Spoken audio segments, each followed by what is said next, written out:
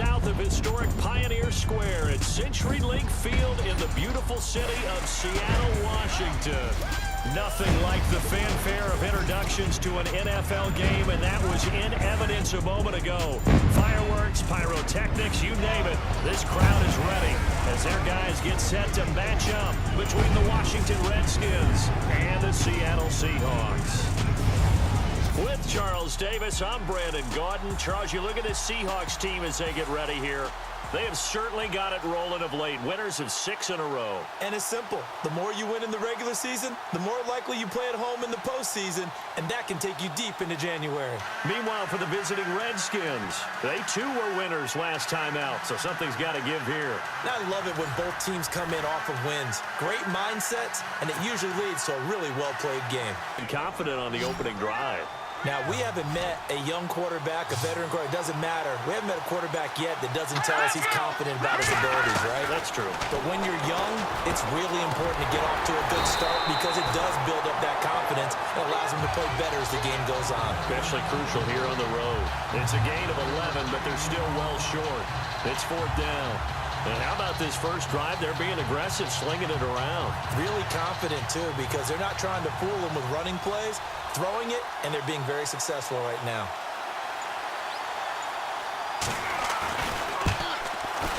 And this one is right through. And it's 3-0 as the Redskins strike first. So they get 3. They were hoping for 6. An unlucky number 13 play drive. Get in sync, practice it, do all those things. But once you get to game speed, it doesn't always time up quite that well. That one goes incomplete. And an alley to run. And Wilson hit. It's loose. It's out. Fumble. And the Redskins scoop it. When I see a play like that, I come back to risk reward.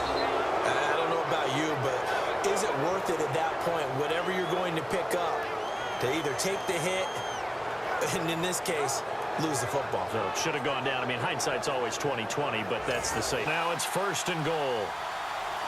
And the D-line pinching together must be expecting the run. Here we go. They look to throw now on 1st down. And that is caught. Touchdown, Washington. Jamison Crowder, his 4th touchdown on the year. And the Redskins are going to add on to their lead. Well, that's about as quick of a passing touchdown as you'll ever see right there. Everyone has a section in their playbook called the quick game. That was a super quick game. Out of the hands of the thrower, bam, right to the receiver, successfully for a touchdown. How in-depth is that quick game part of the playbook? It's pretty in-depth because people want the ball in the hands of the quarterback into the playmaker's hands downfield as fast as possible. There are a lot of plays, a lot of options involved with that. It's up and good, and that'll increase their lead to 10-zip. Ball on both sides where the tension continues to build. Who's going to make the big play? 14.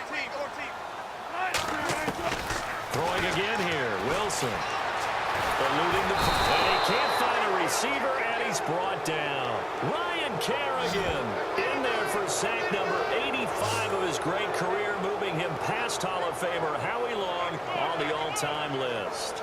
That's his 2nd sack of the game, and the best defensive ends, they do their homework as much as offensive guys do. They know how to beat the offensive lineman across from them, what moves they need to do to set them up.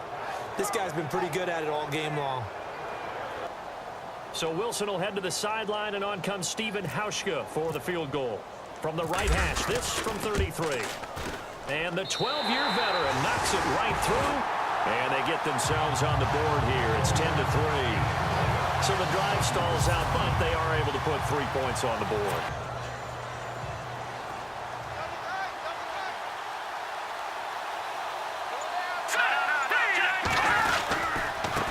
Now a handoff here to his running back. Finding some room at midfield. Down the numbers. There he goes. Touchdown, Washington.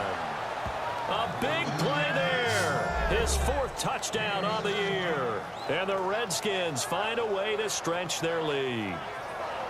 Always important to get the first score of the second half. Now you start to pull away a little bit and get some breathing room going. And now we find out about the fortitude of the group that's behind, because they were counting on getting into the game a little bit more, right? Maybe they get the first score. That doesn't happen. It looks almost insurmountable, but it's not. Let's see how hard they play the rest of the game.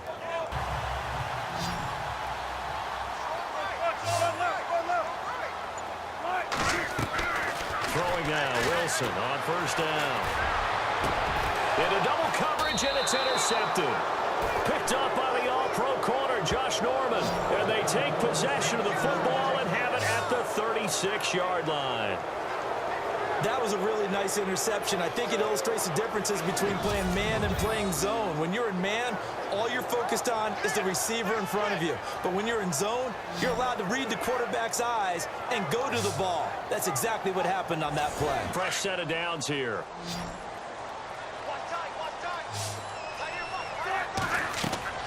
There's Wilson to throw. They set up the screen to Rawls. Sheds off the tackle. That one goes for 24 yards.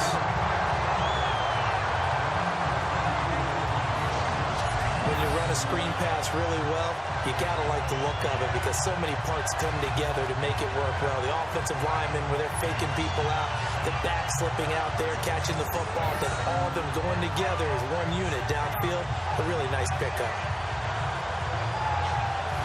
Plays in succession. Not sure this D knows what hit him, but now they got to get ready. It's first and goal. On the ground, Rawls.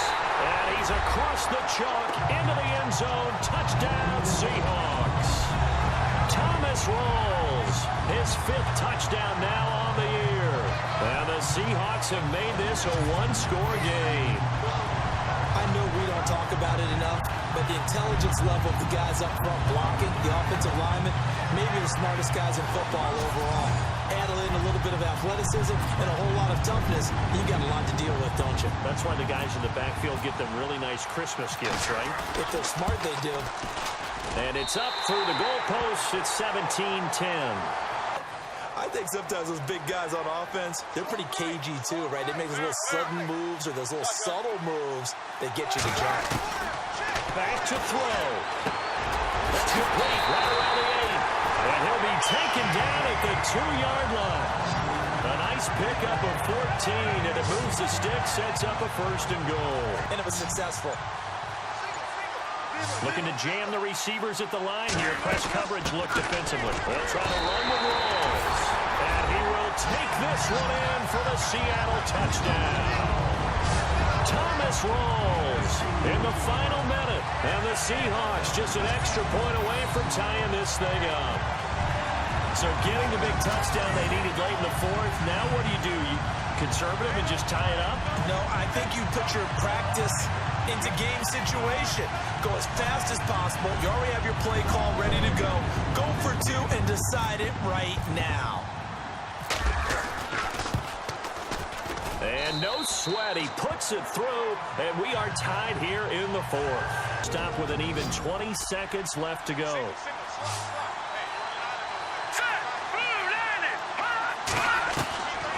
They'll set up to throw.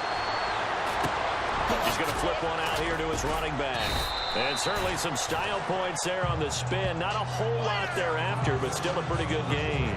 They'll give him 8 on the play, and that'll make this a 2nd down. And the clock will now stop as a timeout is called with 5 seconds left.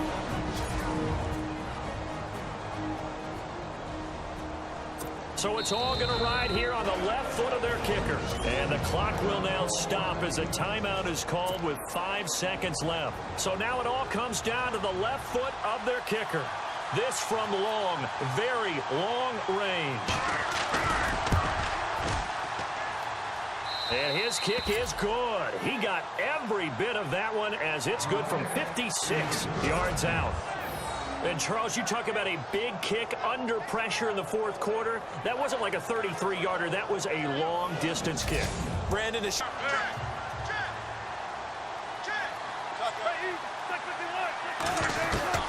One last shot for Wilson. Forced out to his left. Now a desperation throw. And that's caught inside the 30.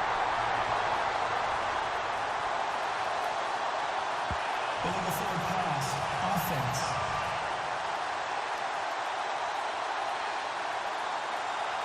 And they will elect to decline the penalty. Everything turned out the way they wanted it to. No sense in even having to take that one, hence the decline. Well, going into the final play of this game, they knew that they needed some type of a miracle there at the very end, but they couldn't get it done. However, we were treated to really a spectacular affair. Even though they didn't finish it off, you're exactly right. They took us down to the last play. You're wondering, could it happen? Possibly, even though we both knew it was a long shot.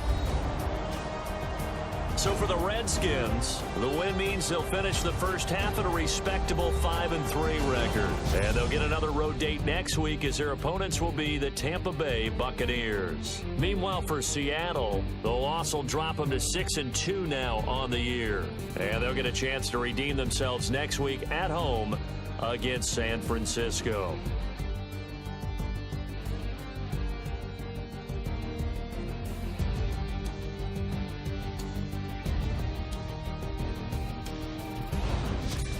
So that'll just about do it for Charles Davis. I'm Brandon Gaudin. You've been watching the NFL on EA Sports. For more, log on to easports.com. With that, we say good night from Seattle.